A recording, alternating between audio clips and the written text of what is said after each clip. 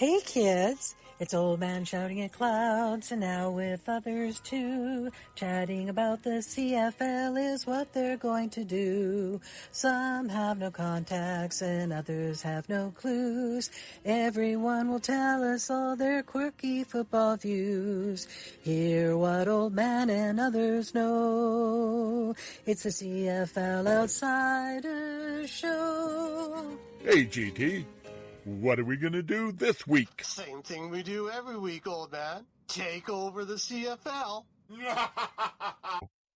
Hey, kids. Welcome back to another episode of the CFL Outsiders. I remain, as always, your 100% impartial, completely unbiased, and just tickled pink host, Old Man Shouting at Clouds. Joining me this week on our expert fan panel, we're back down to two. We've got apparently wearing Montreal cap for Hamilton fan, MJ. What's up with that? Hi, everyone. I was supposed to wear my Casey Printers jersey, but my kid and I have a little side bet this year that if it's an Alouettes game and I pick the other team to win and the Alouettes win, I have to wear Alouettes gear. So here I am in my Alouettes hat. All right. It's not a very good start of the season for me at all. No. I thought somehow you'd lost a bet due to that. I sure did. Hopefully this is the last. And they're jumping in from somewhere in the wilderness of the world. We're not sure where this week. It's our roving reporter, GT. Hey, everyone. Good morning from Gdansk. It is nice to be here again at 4:00 in the morning. And this week I am once more, no, I'm not. This week I'm drinking water. I've probably had enough beer in the last 2.5 weeks to carry me over. So I need a little bit dry out period already on vacation, and I'm going to the water. So we'll see if that impacts the quality of the content this week. Well, we'll do our best. Yes, a not terribly controlled experiment, but we'll see what the results are. Well, we've never been one for much control here, so. No, that is true. Well, I'll tell you, I'm in a good mood because, well, first of all, did you manage to stay awake through that weekend of football? Boring, huh? Even that was without the two best teams in. Two really good games, I thought, and an ugly game between the two lower teams, but they were in the playoffs last year, and it was still exciting as hell. So I thought that was great. Plus, on a personal basis, I've got my new knees healed up to the point that I'm hitting the treadmill for about 20 minutes a day now and feeling really encouraged about that. I'll be back out hiking again. I'm hoping maybe by the time we record next week, we'll see. Awesome. But I just wanted to open with a couple of things. I did want to mention we're getting more comments, and I like that. I'm picking out one every now and then that tickles my pink, as I said earlier, and putting it out. And this is, I have no idea how to pronounce this username, so I'm going to go phonically with it. Adam I. Kangle 10. I'm sure it's something different than that. But anyway, apparently you have a fan in Adam I. Kangle 10, MJ, because his comment was, good one, MJ, Ford Cinema. Yes. So we love the feedback, whether it's just like that or if you've got something you want to throw a criticism at us, anything wrong or whatever you feel like saying, please jump on in. This is getting to be fun, and it's a lot more fun as we interact with our audience more. So thank you for that. If you thought that was a little over the top last week, you do not want to read me and my sister's text convos because that was nothing. We really tried to keep it. That gave us the comment here and our title for last week, which was dazzling. All righty. Jumping right in. Not too much news this week, so we're going to try a couple other things. And to start us off, MJ apparently has a game about the World Cup to, I guess, honor the fact it's starting soon, maybe. World Cup starts this week. I'm not taking anything for granted the way the World Cup has gone so far. Yeah. So I thought we'd just play, since GT's such a big fan of European football, I thought we'd play a little soccer game in honor of World Cup. Are you either of you Ted Lasso fans? Yeah, I have watched it. It's been a while. Right. I enjoyed it, but it's been a while, so my memory may not be that good. So we're gonna play a Ted Lasso game. If Team Canada needs a coach to step in last minute to help out, which current and past CFL coach would you be sending to help Team Canada in World Cup this year? For soccer. If Ted Lasso can do it. Yes. Someone from the Well, I'm CFL. thinking it'd have to be a special teams coach for the kicking side of it. I'm going to go with Jeff Reinbold, seeing as I saw him on TV last week. All right. Well, I would go with Wally Buono based on his Italian background. He probably grew up playing the game in the streets of Montreal at some point in time. So I would at least have some idea of at least the game is how the game is played as a coach. Other than that, I don't know that anybody else would. So I would go with Wally Buono. All right. I chose Kahari Jones because he does a good sideline dance, just like Ted. Oh, yes. And he's big on motivation. Yeah. Exactly. Just like Ted. Spoiler alert. You're going to ruin it for people. And Wally Bonner's a good choice because I don't think he loses at much of anything. Yeah, there's that His too. record's pretty darn good. More questions in the Anyway, game, or? No, so good luck, Canada. Yes. We're all cheering. Go for Team you. Canada. I am such a fan, I don't even know when their games are, but go Team Canada. All I know is that by the time I get back, might already be eliminated, so it's all right by me, and all the hubbub will be over. So Yes. Or you might get lucky enough to be on a plane full of European football fans and have a hell of a trip back. They yeah, do it know could how to be. party. Surprisingly enough, having been here, there was some sort of Euro competition in Budapest when I was there. One of the multitude of made-up championships that soccer has all over the world. And that was it. That was a big deal. People were flooding into Budapest for this game. But other than that, I've heard very, very little. It may just be where I am, but I'm not seeing or hearing a bunch of people talking about it off like every restaurant. No one's asking me about it or anything like that. So it is interesting. Seems to be interestingly low key right now. So I imagine it will grow as it gets into games that matter. Because again, this thing's a month long. And nothing matters until the last 2 weeks. So maybe that's what it is about. I was in England earlier this year, and all I heard about was soccer for 2 weeks. Well, That that makes makes sense in sense. England, but Yeah, it was. I went on a tour of Old Trafford. It was so exciting. there she's bragging again. World traveler. My two Went to European Manchester. panelists here. Yes. Well, I don't want to go negative on it, but the stuff that I've been seeing online, international fans are not pleased with a lot of what's going on with this World Cup. So that's why I say it'll be interesting to see how well it goes over. But get away from that. We're here to talk about Canadian football, CFL and the brand new rules. One of the new rules is the modified Rouge, which we were first told was that if the ball bounced in the end zone and out the back end of it, it was not a point. And then we found as the season started that if it bounced out the side, it's not a point too, which has been an interesting wrinkle. So I just want to ask, what do you think about that? Is it working? Is it better? Is it worse? What's your opinions? Well, if you like, I'll start. I mean, it looked a little silly because we're not used to it yet. So I think a lot of that was more just people's visceral reaction to that's very different. So, but it did look odd in all the cases where the guys watched it and didn't try to retrieve it. And whether it worked or not, and whether it will work going forward, I don't like the rule. I always said that. As long as it touches the ground, you should have to play it no matter where, and you should have to play it. It's only if it goes out through the end zone in the air that I think it should be no point. If it rolls out and you don't touch it, it should be an awarded point if it's touched the ground. But anyways, it is what it is. As I thought about it more is all of them seem to roll out the side, and that's because we're still kicking to the corners because of the goalpost in the middle of the end zone. So I wonder if next year kickers will be kicking it more into the middle of the end zone because the goalpost will be at the back of the end zone, so they won't be interfering with your kicks so much. So even the coffin corner, so to speak, maybe isn't as much in play as much as you're just trying to land it in the end zone next year in the middle. So that might be change it next year, and we won't have as many rolling out the side as we did this past week, and we may have throughout the year. Or they may look at it and say, it does look silly, and we need to go back to having a Rouge for if it goes out the side of the end zone. I have I guess 2 comments. My first is they tried to kill this Rouge, and in the Bomber Calgary game, there was 3 Rouges. And so I was like, by killing it, you've made it trying to kill it, you've just made it stronger. Yes. But in all seriousness, I watched Javon Leake.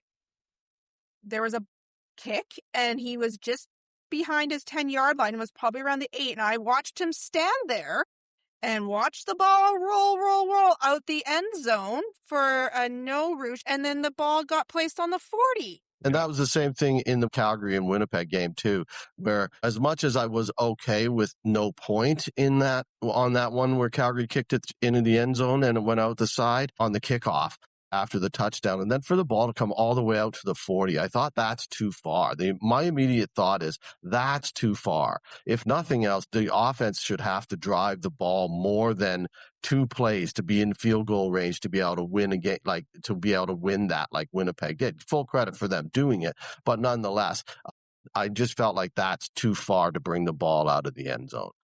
So I think, and especially if again, next year when they shrink the field, that's ridiculous that it comes all the way out to the 40. You're at midfield already. You're almost in field goal range. So yeah, was it a greater, like, did my entertainment value go up by watching Javon Leake stand there? And watch a ball? No, absolutely not. Yeah. Was that more entertaining for me as a fan than a Rouge? Where, like, if it was a Rouge, he would have played that ball and fielded it and ran. Yeah, he would have. So instead, he just stood there. Dynamic returners are standing and just watching balls roll and for a touchback. And that's not entertaining to me. It looks silly. It looks silly. Like, for me personally, I was not a fan of that at all. And I'm not sure if they looked at the optics of that when they were going through these rule changes. Yes, well, I will say that, even if he was going to give up the Rouge and just ran up and touched it down, you wouldn't spend the 2-3 seconds watching a ball rolling around for no reason. And if you're trying to speed up the game, that makes a little more sense. I do have a few thoughts on this. I agree with you, GT. I think they're getting what they're trying to do, which is more scoring by bringing it out to the 40. But to me, that seems blatantly unfair. If you give up a Rouge, then the 40, I can see that. But if you're not giving up a point, to me, that should be the 20-yard line. I never liked the idea of moving it all the way up to the 40 for anything. I'm just not a fan. I think that's too close. Going back to last week when I was talking about kneel downs, the part of the game is the offense has to work too. They have to score. And if you give them so much opportunity, it becomes redundant. For a while, I think the game has swung too far in the field positioning to the offense rather than the defense, and rewarding the offense for things that they really didn't do. And now all of a sudden they get it all the way up there. Is like, that's too much. It's too much. Well, I think they thought that this would force coaches to gamble on third down. And no one was gambling. They were just kicking it, and it was rolling through the end zone. Yeah. The other thing is, to your point about the coffin corner, GT, I don't know that they'll kick in the middle because, again, when you put a punt straight down the middle, you're opening up either side. Two-way goes for the returner. That's why they're always, that's why they're always trying to punt outside the hashes. I know you didn't get to see as all of the Edmonton game, but if you looked at that, Julian dropped a couple of punts straight down the center to about the 5-yard line, and at least one of them went for a fairly good return. So I think we'll still see the coffin corner, but I know one change I would make if I'm coaching special teams out there right now. I'm telling the punter, if you're kicking a coffin corner kick, as soon as it's gone, you get on your horse and get down there, because while they're watching it roll around, if you dive on it, we got a touchdown. Yeah. And I can see that strategy. By next year, when you shrink the field and you've got the shorter end zones by 5 yards and no goalposts in the middle of the field, or in the middle of or at the front of the end zones, at the back of the end zones instead, people will just be kicking it through. You don't have to worry about dropping it in. Right now, you still kind of have to worry about that. But next year, you just kick it in the air right through that short end zone and it'll be done. You don't even have to worry about a coffin corner anymore, pinning people. And there's no penalty for it. Then you're giving it to them on the 40, which is what you don't want to do. Right. You want to lock them down in there. So I don't think it'll change. I think they may change where they bring the ball out to next year. Maybe they move it back to the 35 or the 30 because of the shorter field. But overall, I don't know. And frankly, I don't even want to think about those rules for next year. This is our last season with somewhere close to the original CFL rules. We're here going to enjoy that. Next year's rules are a problem for next year's CFL outsiders. That's my take anyway. But yeah, I think we're in general agreement that there's some goofiness to it that needs to be hammered out. It'll be interesting to see 6 games in when coaches get a chance to start seeing what's happening and how they strategize for that. Maybe you tell your punter, kick it to the coffin corner, but if you're short, you're short. If it goes out on the 20 and they get a 10-yard penalty, they got the ball on the 30 instead of the 40, and that's better. Who knows? Yeah, or even if you decide to take a no yards penalty, rush down there and take a no yards on the 5, you could bring it. Then you take 15 yards, you're only out to the 20. Because if you're running down there full speed and looking like you're going to hit somebody, they might decide not to take the knee or not to allow the time for it to run out. So, who knows? There's strategies that will come into play for sure. We're very early in this, so we'll see how it ends up. But yeah, I don't disagree. Initially, it looks like they need to tweak something because it wasn't great, the look-wise, purely aesthetic-wise, and entertainment value, as you said, MJ, for sure. Any last thoughts before we move on, MJ? I'll take that. Okay. Just a reminder, we're an audio podcast for a bunch of our fans. Shaking your head doesn't help them. It just makes me really sad because returns are one of my favorite parts of the game. So it's just sad to watch returners standing and watching balls roll around. Yeah. It was very disheartening. I agree. I hate to see that come out of it. But we will move on to another, well, not depressing, but not exactly positive development of this week. There's been a lot of talk about the fact that the attendance wasn't great and it dropped from game to game. The Montreal Hamilton got 18,577, which is okay, but you'd like to see at least 5,000 more than that. Then Winnipeg at Calgary, it was only 17,743, and Ottawa was 15,038 in a monsoon. So, but should we be worried about attendance? No, I think early season attendance has always been a little less. It doesn't start pick up until later in the year. So I don't think, again, it's time you can judge off the first week. We have to give it time to gain some momentum. Will next year's be early attendance? Yeah, I think next year's is going to be impacted, and when they move the season forward another week, and it's going to mean that you're not going to have as many games in the summer fall period where traditionally the attendance does pick up. So your average attendance over the course of the year is where I think what matters, and it may be that'll be impacted by next year's movement. Again, a lot of things talking already about next year, but it just is. I think next year's schedule will be more difficult than this year's, and we have to worry about it in the long term of next year's thought rather than worry about the first week this year. So a few things. How do I want to say this because I don't want to sound like this, but as a prairie person, I am much more amenable to sitting outside with a light snow in October than I am to sitting in a really cold, windy, rainy stadium in May or June. By May or June, I've had it. I have had it with winter, and I am not interested in sitting outside in the rain and cold. I will do it for my kids' flag football. I have to be there. I'll do it for any of his outdoor sports because I am a parent. I need to be there. I don't need to be at these games. I don't want to sit in that. Calgary is interesting. They finally have some summer competition because they have the Wild and the Surge there now. And I don't think the Stampeders have had summer competition in a long time. Their tickets are also very expensive. I know the Elks just announced they have a 2 for $40 at the co-op gas stations, which is a good deal because ticket prices are expensive. And I think that might be some of Hamilton's issue. I don't think that's anything to do with the team, although as a Taika fan, I tell you, we are weary, but we are supportive. But if you are choosing between like paying for gas and groceries or going to sit in seats where the Ticats have built a big hanger thing that cuts off part of your scoreboard, maybe not. But I also think that the way the CFL is going, they do not care about your in-game attendance, and that's going to be up to each team to figure that out for themselves. The CFL is not going to help them. They don't even help them right now with the schedule. I will tell you an Old Trafford story. I was at Manchester United and we were asking them how they did during COVID. Well, first of all, I was like looking for the scoreboard. I'm like, where's your scoreboard?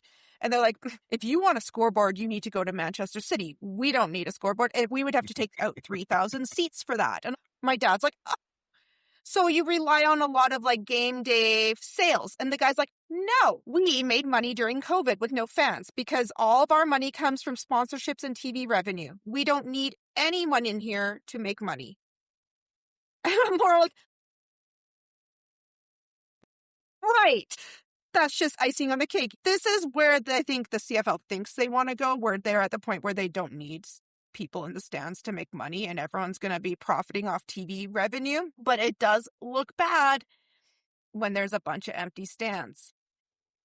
Yes. And Red Blacks, I feel bad for them. That was who's sitting out there. And you know what? If you were at that Red Blacks game, you are a hero because yes, that was disgusting. So good on you. Yes. But I mean, the optics look bad, but they don't necessarily need them. They don't need you there necessarily to make money at some point. Oh, yeah, they do. There's no way this league's ever going to get to not needing fans. I mean, the NFL did that during COVID, too. They proved that they could be profitable, entirely profitable, and they didn't care about having a single person in the seats. It was about their television revenue and stuff. But that's a whole different ball of wax, and that's a whole different level.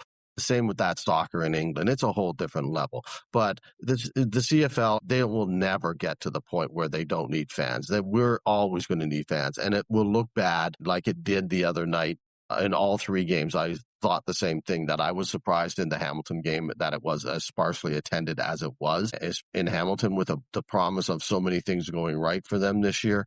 I don't know what the weather was like. I don't know, it wasn't that. It was on Thursday night, but that's not that big a deal.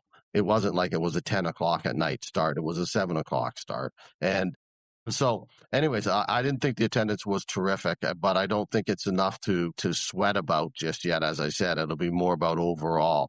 We're never going to get to the point where it's, and I don't believe the CFL believes that either, even though they're obviously going to make more money now with the new TV contract. It's not even close. I mean, half of the big news about, $500 million over 6 years. I mean, when you're getting into the soccer money and the NFL and Major League Baseball and NBA style money, that's a week's worth of money that they make. So it's like, yeah, they don't care about it. They need fans. They need fans in the stands. They're going to need them for a long time. The CFL's in this weird middle. They are not on the level of like MLB and NBA, but they're not like PWHL level either. No. Right? They're in some weird middle that I was looking today at the leagues and I couldn't quite figure out another league that would be comparable right now. Most are like on the ends of the spectrum and they're kind of just in the middle. I feel like they're kind of trying to do this big thing and they're kind of forgetting some small things. And there's got to be a way for both of them to work out together, like if they're going to succeed.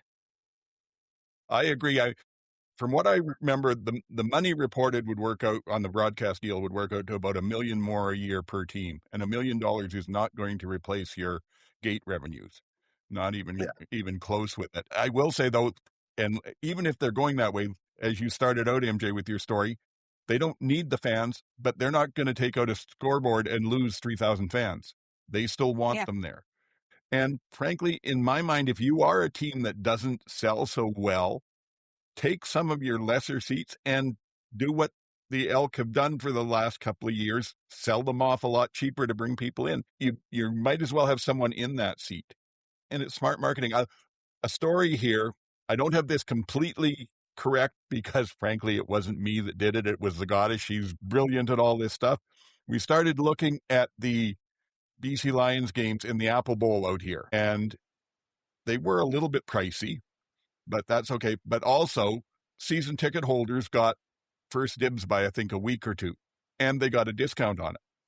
So she looked into it and found out she could buy a season ticket in the BC end zone for somewhere around $300 for the year, which gave us the early tickets for the Apple Bowl games. And with the discount, we didn't end up, I think it cost us like maybe $50 more than it would have just to buy the tickets. but we've got it. We got the tickets, great. And we're going to take the 7 games that we don't go to down there and donate them back to the Lions and say, here, give this to, when you promote whatever promotions you have, here's a sold ticket to someone who needs it. So that's a win-win. And it makes sense why Mark Ehrman was coming out this week saying we're on our way to profitability. They're doing smart stuff. Someone needs to do a study of what the Bombers are doing. Yeah, What are I they don't know. I doing think they that go no out one else and is doing? kidnap fans and just drag them in because they're Well, always what they're doing, full. what they're doing is winning. What they're Well, doing but is the winning. Argos win. Not There's consistently. lots of The Argos won consistently that one year. They were 16-2. They haven't won. They don't win consistently otherwise. And they also winning in a city with very little, as you said, summer competition. I mean, what do they got? They got the Golden Eyes or Gold Eyes, the baseball team, and that's about it in the summer. and the Sea Bears. And Sea Bears, which is a whole different ball of wax. Yeah. But it's but they don't have competition in the summer, so that makes a big difference too. And in the 3 major cities, Montreal doesn't have a lot in the summer. They have events. They're event crazy, but they don't have sports competition in Montreal in the summer. But they have like nonstop events. They have between the F1, then they have the Jazz Festival, then they have the Just for Laughs Festival, then they have a festival every single weekend going on in Montreal from May through to October. So there's always competition in the city of Montreal. Don't forget, it's not just sports that are your competition. And Toronto is just, again, it has competition with 3 other teams in the summer as well. Oh, and there is a Montreal soccer team too, although no one seems to care about it apparently. And then there's and in Vancouver it's the same thing. It's just the size of the city with so much going on that's competition unto itself. Whereas, no disrespect to the smaller centers, but they just don't have the competition in the summer. And somehow those people that bitch and moan about the 3 big centers not attending don't seem to understand until you've been to the bigger centers the difference in what is competition. It's not just the sports competition. It's the concerts. It's the restaurants. It's the everything else that's going on in the city every single day throughout the year. That is competition, not just, there's no other sports team. You can't use that. You know who the Stampeders are competing with? The Rocky Mountains. Yeah. And Banff and just getting out of town and all that stuff. So, yeah. And Edmonton has a million festivals every summer. Yeah. Like Edmonton is like a FOMO place. Like if you didn't go to 10 events, you've missed out. So yeah. I didn't think about that. You're right. Because you know what? We were sitting trying to schedule out when we were going to go to football and when we were going to go see the Riverhawks team and when we were going to basketball and then when we were going to Kerry West, when we were going to folk, like music. You're right. We sat down with a calendar this week and had to like juggle what we were going to do. Yeah. I'm like you, MJ. I would rather be there in the fall. I've never had a problem with cold weather games. I think people that complain about the cold are whiners, but that's me. And you bundle up for it, and you smuggle in your illegal alcohol, and you're fine. And football is supposed to be fall, so I'm more worried about that, the move of the calendar, than I am about this 1 week. So makes sense to me. I don't know if they're doing it, but if you've got teams like you were saying with Montreal and Edmonton, there probably are others where they're competing with a lot of summer festivals and whatnot. If you've got a game that falls sort of within that festival or on the fringes of it, I'd be reaching out to them and say, look, we don't want any money from you. You sell the tickets the way you want, and we'll give you this where you can give a voucher for a discount ticket to our game if people want to come and try us out while we're in town. Might bring in a few more fans, and maybe people that haven't watched a lot of football might convert a few people. My thought. Moving on, last of the rule change. Well, not the last. We didn't talk about the benches. I think everybody agrees benches on each side is a better idea. But the other rule change that came into effect this year was the 35. I will tell you why. I will tell you why it's not. Yeah. How many objectionable conduct penalties were there this weekend? There were Bench a few. Penalties? You know why? I saw 2. Because people were impeding the ref. Because there's no room. So all year long, you're going to have this in Montreal, Toronto, Hamilton, Ottawa, and I think, is it BC? There's not a lot of room on those sidelines. There's no room. And so there was people getting bench penalties. All those games had bench penalties because people were just like impeding the ref, like, but there's nowhere else to go. I did not see the replays of any of those penalties because I don't think TSN was focusing on it at all, and maybe they will now. But so I don't know whether it was just coaches forgetting, coaches not realizing that they were impeding and just doing what they normally do. They're always a bit on the field, so maybe that's what it was. And there's, as you say, MJ, there's not as much room there, so they will have to learn to draw back, or whether it really will impact the way coaches want to coach. It might take a game or two, and those should go away, you would think. But it definitely did impact this week. Yeah. Noel Thorpe got the one, and actually TSN did, because they couldn't figure, it was the first time that it got called. They were like, what? A bench penalty? And then they found it like, oh, Noel Thorpe's standing in the way of the ref. Yeah, and he was. He went and stood directly in front of him. And they also said this has been a continuing problem, and they haven't been enforcing it. And they've told the teams this year, we're going to enforce this. I think it's just the coaches being right in the game and not thinking of what they're doing. They'll have to learn. It's one more thing. But yeah, I didn't expect a debate over that. Both penalties did seem to come at inopportune times for the teams that got penalized. I did notice that. It wasn't like, all of a sudden, like it was, that's a penalty, and that wasn't a good time to take a penalty. Yeah. Yes. But I was trying to lead into the 35-second clock rule.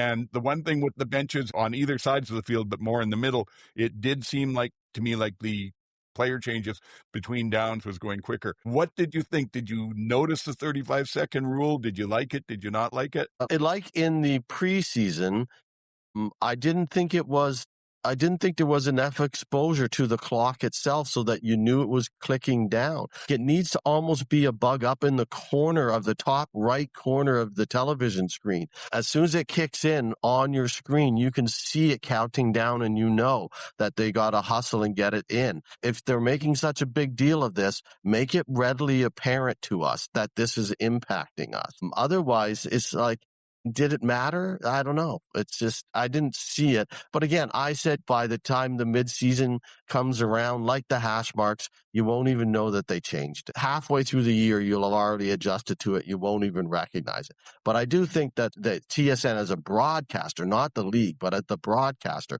could do a better job of highlighting the actual time, because it didn't seem to be readily available to look at anywhere on the screen, as far as I could tell. I agree with that point about the widget. Something nice in there. I'm not holding out a lot of hope, because TSN still doesn't have competition this year. And if you want to know how quickly they react to stuff, you can take a look at the fact that when you record the pregame show, their little face card, their flash card, has Rod Smith as the host. So they don't keep up with their changes much. I got some texts from family asking me where the 35-second clock was. So I think that it would be helpful if we had the 35-second clock up, but I know baseball doesn't show the 8-second clock for batters on pitchers either.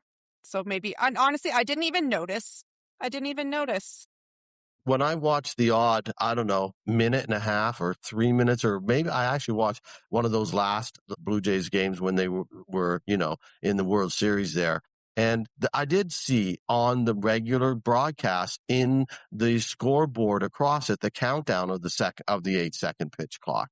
So it was there that you could watch it count down. You can certainly watch it in NBA. It counts down in front of you, the 24-second clock, every single time. It's just there as part of the bug or whatever they call it across the bottom. And that's where it should be. And it used to be there for the 20-second clock in the CFL. Like, did the 20? I'm pretty sure that the 20-second clock was there. So then I was like, why is the 35-second clock not there? That's the point. Is that why? Yeah. 100 years, why all of a sudden can't they show the 35 is part of their bug? Did their technology not keep up, and they simply aren't, don't have the ability to show it, or what? Let's switch it from 35 to 20, so they just decided to show the 20. Yeah. Anyways, yes, I agree. It's not so much about the game as much as the entertainment value of the game. And if this is supposed to improve the entertainment value of the game by making it faster and speeding it up and giving us more plays and more excitement, then show it to us so we know that what it's doing and how it's working. Otherwise, It's like, what was the point? You know? I want to know how Yeah. many seconds Willie Jefferson has to make his air guitar before he has to set for his next play. Exactly. I want to count that down. Yeah, I want to know whether they're actually counting it down or not. More than anything, Well. like, are they actually counting it down? Is it actually going from that time that last play? I want to see a split screen from there's the ball going down and there's the clock starting to count down. Until then, I'm going to be doubting Thomas. I'm sorry. I don't believe you that anything's changed. Show me. That's what they should be doing. Show me. Yeah. I agree completely. Yeah. And it's not a technology issue because they did show the 35-second clock occasionally. There were at least a half a dozen times across the 3 games that I saw them pop it up there, but it's not consistent. And I agree that would help a lot just to keep me at where they're at and how each of the teams are at and how well they're adapting to it. But I will say overall, I only really noticed it when the announcers were talking about it. Otherwise, if you asked me, I would have just said, well, the game flow does seem a bit better. It seems like there's less stoppages and a lot less of the officials' conferences that go on for 5 minutes over is it an offside or a illegal conduct, And anyway, so I think in general, the consensus is the rule might not be that bad, but we'd sure like to see better how it's being implemented and a little more transparency. And again, then you'd think the league would want us to see it as an improvement so that they can sell it to us and say, look, it worked. 1 step forward, 2 steps back, as always. Yeah. And I don't know we can blame the league for that. I can see them asking TSN, but I think it's more the TSN complacency now, especially now that they know that what they've got till next year and they'll have to work hard next year. Yeah. But that's that. We're going to move on to something that's a surprise for myself and MJ because GT just dropped us a note saying he has a new mystery segment that, did you say we might want to do this weekly? Absolutely. So, well, I don't know if it's absolutely, but I think it might be fun to be able to see if we can manage to do this weekly. And this came about because it's 4:00 in the morning when I'm doing these in the last few weeks, and it was last weekend. And I'm going to blame you, old man, because you did the first one. Once I explain what it is, I want you to go back and search and see if you can come up with where last week's first game of the year this actually played out. You did this last week, and I immediately went, oh, that's a segment we could use in every week. Right now, I'm calling it the rock reference, or the other thing we could call it is lyrical eloquence, I thought was the other one the other term we could call it. So this is where somewhere throughout the show, there will be a lyric quoted from a song. And each of us are charged with dropping in at least one lyric from a song throughout the show. And then I want our listeners and viewers to be able to tell us after they've watched or listened to the show where it was. Okay, so the lyric itself, which we used, the band that it came from, the album that the band had, and the title of the song. So it's not just, oh, that's the thing that you said. It is lyric, band, song, album that it all came from. It may be different for us too. I think it might be interesting because I have a feeling that old man and I will be stuck somewhere 25 years earlier than MJ, and MJ's going to go, yeah, I don't know any of those songs. And MJ's going to quote all these things from the 2000 teens, and we're going to go, yeah, we don't know any of those songs. So, so that's what it is. I have one ready to drop into this week's show to see if anybody can get it. I've already figured out where I'm going to run it, where I'm going to say it, but I want to know if either of you remembers last week's reference point that would have started these shenanigans going forward. What song did old man drop into the show last week? You two were talking about a song I had never heard. Yes. We that quote or that opening little joke getting people to subscribe to was a ripoff from Arlo Guthrie from Alice's Restaurant, which is about a 25-30 minute song from the early 70s about the draft and avoiding it and whatnot. And if you have never heard it, you should get it. Back when they used to have LPs, it was one side of the LP, and then the other side had about 6 songs on it. Yeah, but that was sort of a take on the song. I'm talking about the point where you actually quoted lyrics from a song. Now, see, this is how bad my memory is. I don't even remember that. Who did I quote? Okay, so at one point in time when we were speaking over each other and you went to, as we never do on this podcast, you corrected me and then you excused me with the line, "Carry on, wayward son." Yeah. And So that's what. Yeah. And I immediately went, "Oh, right. Okay, so." I know that song. Yeah. So even MJ got this one. That's how ubiquitous that song is. It's been used in so many ways. So of course now, so the trick is just for fun. While we're continuing this along, let's go through the 4 stages. Let's name the song. There's the lyric. Now name the song, the band, and the album that song came from. Anyone? Oh, I'm not even anywhere near that good. I know it all from Supernatural. It was almost their this is theme a song. Supernatural song. Yes. Carry Wasn't on. it Kansas? I'm thinking Kansas, if I remember right. But, Yeah, Kansas, right? Yes, it Yeah? is. Kansas. Yeah. But albums and This is from the 70s. Can we just have a decade? So that's actually from Leftoverture, the album Leftoverture.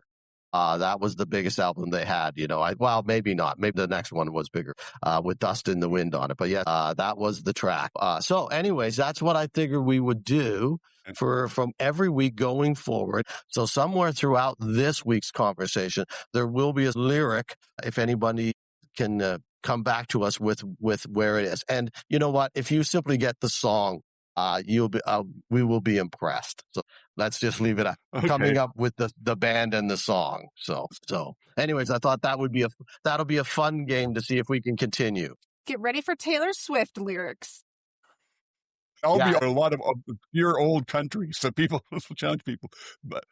But GT, so what was the name? I always thought the song was "Carry On, My Wayward Son," but is there a different name or? No, there is just "Carry On, Wayward Son." In the song title, there is no "My Wayward Son." It's just "Wayward Son." Okay.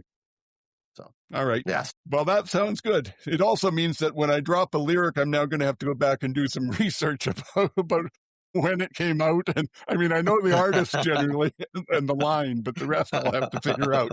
I like that. That sounds like fun. Let us know in the comments, folks. What do you think? And I don't know. We don't do merch, but we'll figure out some way to reward whoever gets the most right. If you want to drop comments in and let us know. Golf claps all the way around for the most right. Yeah. I sing lyrics to my kid all the time, so I can't wait.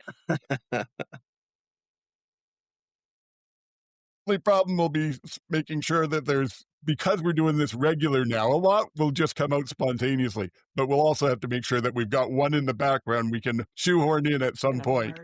I like it.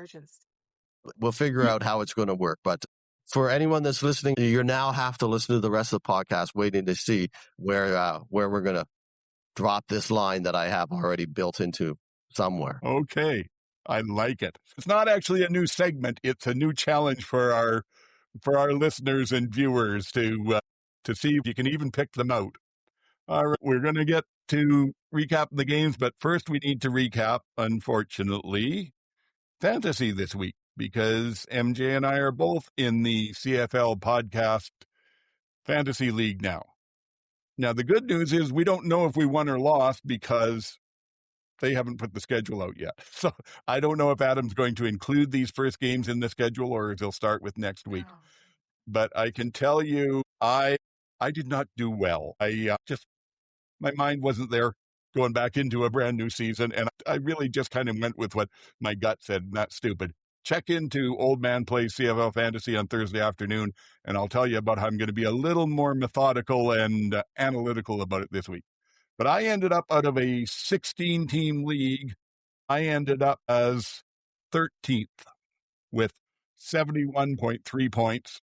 And I really only lost one player to injury, Thief for Montreal, but just everybody else I had Bo and Kenny Lawler, and I thought I took Tim White because, they're building their offense around him. And I took cheap running back, and I took the Edmonton defense, and The defense probably scored almost as much as anybody else. So better luck for me next week. How about you, MJ? Did you check out your point total? Yes, I have a statement I would like to read. Okay. To my child, I am sorry that when you asked me to pick Alexander as my quarterback, I told you I needed proof of life, quote unquote. And when you next suggested VA, I shot that idea down and vetoed you to pick Bo Levi Mitchell. It will not happen again. Love, Mom. Good for you. I am 14th. I am 14th out of 16th. Travis and Sheldon did worse than us. Yes, that's the only bright light. The two Okay, and so out boys let's- were 15 and 16.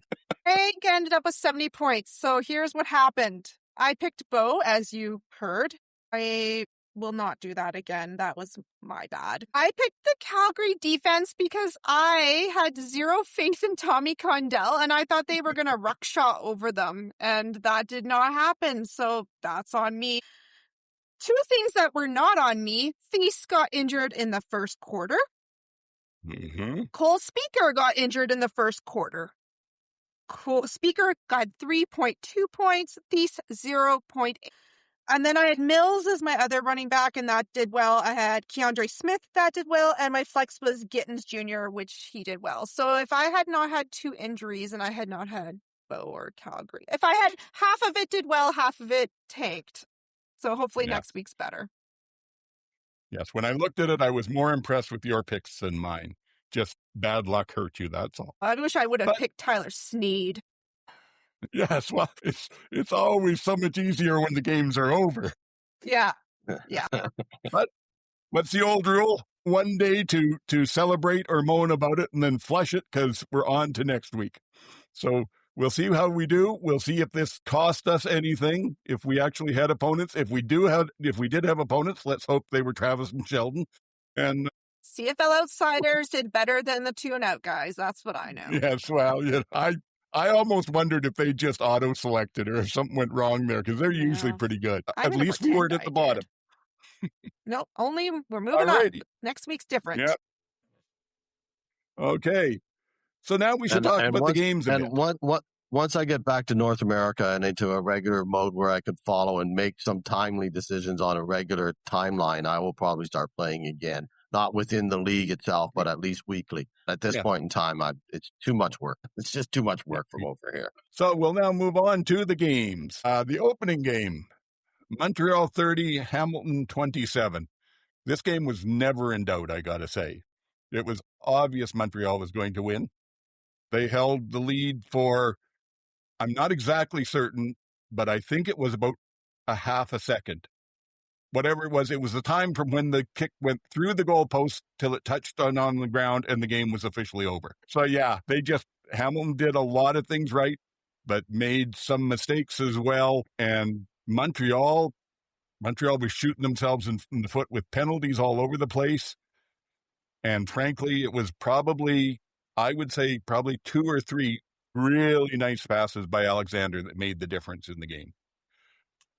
I got a bunch more we can talk about, but I'm more interested in your opinions there.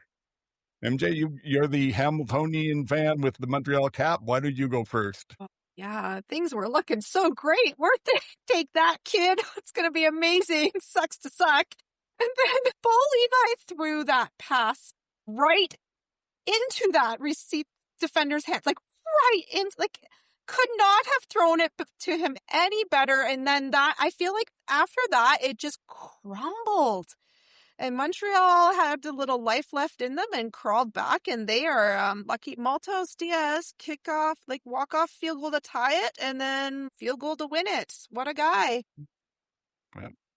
In overtime. I'm not going to despair too much because, in overtime. It went to overtime. It wasn't like they were fumbling around. It did go to the wire. They had Kenny covered really well. They really planned well for that. Noel Thorpe, once they got going, because at first I was like, Montreal looks as bad as they did in preseason, ha ha ha, and then I think Alexander Dave, it's almost like he was just like, enough's enough, and now we're going to be serious. And once he had decided enough was enough, then they started gunning, and they started putting some plays together. Some things that I noticed. Phil Pott, catch of the year, first game. Yep. Maybe. Yep. The one I couldn't where even figure out how he caught it. caught It was it one-handed behind the DB's behind back. a defender. Yeah. He reached around and grabbed it and pulled it. Wow. That was beautiful. Yeah, I didn't think it was really, I thought that was a really difficult thing for television, but I honestly didn't think they did enough angles and stuff of replays of that they could have done a better job. It was like the interception last year in BC, where they did go back and show it from multiple angles and so on before you just realized how amazing it was. And if they had showed it in slow and from the side and so on, again, that was incredible that he was able to go in between the guy's arm and get that ball and then keep it and everything else. So I thought TSN didn't do a great job on that particular play of giving us, and maybe they just didn't have them, but it didn't look to me like they did as good a job as they did last year on the interception. They weren't ready for catch of the year. Yeah. In the first game. What else? I mean, if I feel bad for the Alouettes because Speaker, Thies, and Justin Lawrence got injured in the first quarter. And those are 3 heavy hitters. So that's not great news for them. And now they said that Lawrence is on the 6-game injured list. So that's bad news for the Alouettes. The Ticats, guys, the Ticats used a quarterback for short yardage. Yes. They used Dylan Della. Yeah. They can do it. So I thought I was seeing things, but they did it. And it was very exciting. So that's going to bode well because Litre is Litre and he does a good job. But as we mentioned, there's no trick play if a fullback or running back is running your short yardage. Yeah, we already talked about the objectionable conduct stuff. Did you see Tyler Sneed lay out Jamal Peters? Yes. I missed that part. Nice block from him. Yeah. Oh my God. I was like, we're going to have the hit of the year and the catch of the year in one game. That was vicious, beautifully vicious because if you don't know, fans, Jamal Peters is quite a bit taller than Tyler Sneed, and Tyler Sneed just came in there with the ball and just laid him out flat. I don't expect this level of football in week 1, to be quite honest. I don't expect catches like this. I don't expect hits like this. I expect a little continuation of preseason. So I was very pleasantly surprised that this was the quality of football for week 1. We talked about Bo's terrible interception. We know to talk about that. Did you watch the Speedy B tribute? Sorry, the which? Speedy B tribute. Or did you fast forward through it? Actually, I did fast forward through that. That's me. Okay, so I will tell the story. So Ticats were honoring Speedy B, put it on their wall of fame, on the wall because of his contributions to the Ticats. He is beloved in Hamilton, absolutely beloved. Then so Kate and Milt are presenting this, and she's like, there's only thing better than one standing beside one Hall of Famer is 2 Hall of Famers. And they're like, congratulations, Speedy B. You're getting inducted in the CFL Hall of Fame. And he didn't know. So he was just everyone got to see his live reaction to that. And that was really nice. Did they show him cry? Did they show him crying on the sidelines? Did they show him throwing his helmet and leaving the field when he's in the middle of a game? Did they show all those temper tantrums that he had? Did they show any of those things? Did they show him losing the game because of a legitimate penalty and the Grey Cup? No. I wasn't watching that. No, we don't remember things like that. We remember how fun and kind he is and how fast he was. Yes. That's what we remember in Hamilton. Full credit. He was an amazing player. He was outstanding. I mean, full credit to him. But I'm just giving Ticat fans a hard time. Yeah. He lives in Grimsby, and I think he's around the organization a lot, and he's in the area and sticking around. So I think it's just it means a lot to Ticat community. He's there. So that was really nice. Hold on again. Just 1 second. I'm going to take this in because I don't know if you'll cover it, but just since you mentioned that part, I also wanted to congratulate TSN and Matthew Shinetti on their opening little, I don't know what you call it, feature at the start of the pregame show called Confetti and Championships. And he did an excellent job of putting together a feature that by the time it was over, I was ready for football and had some goosebumps. And then in the middle of it, their interview segment was with Kenny Lawler, and I didn't know this at all. He's moved his family to Canada a few years back. Him and his wife were both on there, and his son. His son is autistic. And they said they specifically came up to Canada, wanted to be here because it was just so much of a better environment for his son. And didn't specifically talk about necessarily, medical treatments or that, but he said just the general attitude. And his wife mentioned he struggled so much in school down in the States because he was belittled and ridiculed and that. And she said, we just don't see any of that here.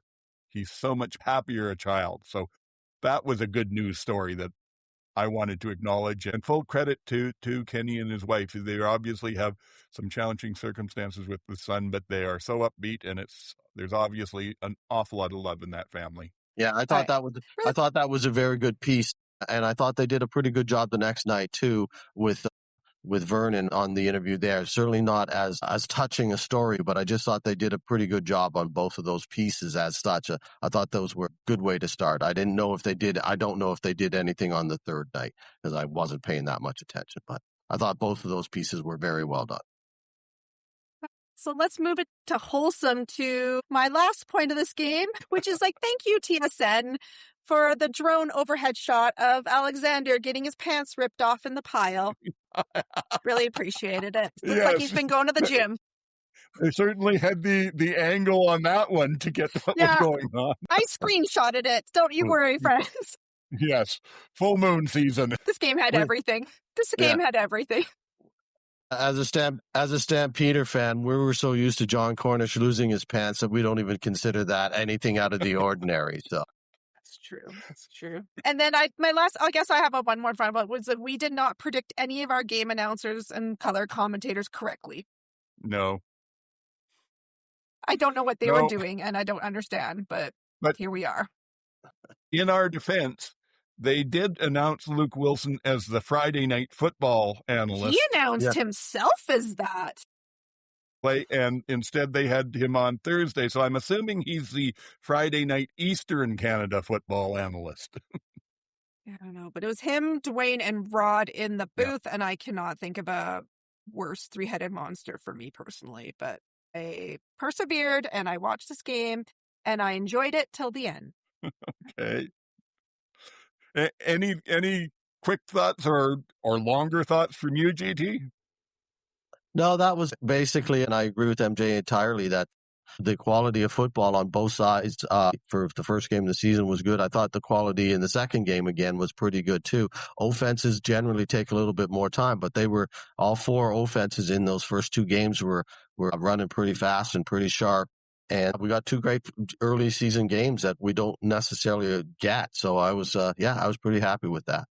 And I like the outcomes. I thought the outcomes were good in the way of the scores and the way that it came down to final second plays in both games and overtime and stuff. That's a tremendous way to start the season. So yeah, good. I thought it was incredibly entertaining. I did mention earlier that I thought the difference really came down to a few passes that Alexander made. There was I think it was the first touchdown. He hit Sneed deep over the middle. And there were 4 DBs around him. And if once they showed the correct angle on it, you could see the window he put the ball through was roughly an inch or two bigger than a football. It was just for a pass several yards downfield, probably 30 yards downfield. That was as good as you could go. And then again, just before the 3-minute mark in the first half, they had a bad sequence where they gave up a penalty on when they were returning a punt and then took an unnecessary roughness, and they ended up second and 25 on their own 15-yard line. And he pops another 70-yard pass to Sneed that sets up a field goal. So those things made a difference. And then the turnovers made a big difference. I believe there were only 2, but they were huge. As you mentioned, MJ, there was the pick 6 that Montreal picked off a bow and took it in. And then when we went into overtime, Hamilton made a couple of reasonably good runs, then tried a short pass to Wheatfall over the middle, and he caught it and then dropped it. So they got no points. All Montreal had to do was run the ball a few times to get as close as they could and then kick the winning field goal. So that, if you're a Hamilton fan, that had to just crush you after the way they fought and scraped and clawed to to win that game. And like I said, they were, up until then, Montreal never had the lead. It was tied at points, but Hamilton had the lead for, So that was hard to take. But like I said, Montreal also 15 penalties for 118 yards, and just stupid penalties. They kept shooting themselves in the foot. You know, Ticat fans are used to people taking penalties and having interceptions in game critical situations. We are starting to have some thick skin about it. I can understand that. And I can also say here on a personal note, I could see already at this point in the game that my fantasy picks had not been great.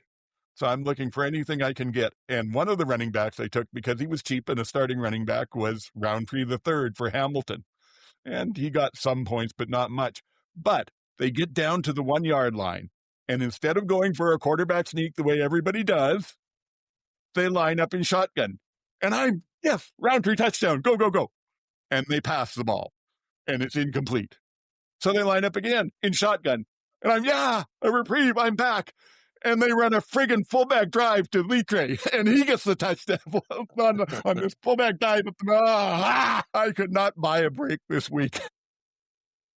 Sound like a Ticat fan. Yeah. What else? Did I have anything else down here?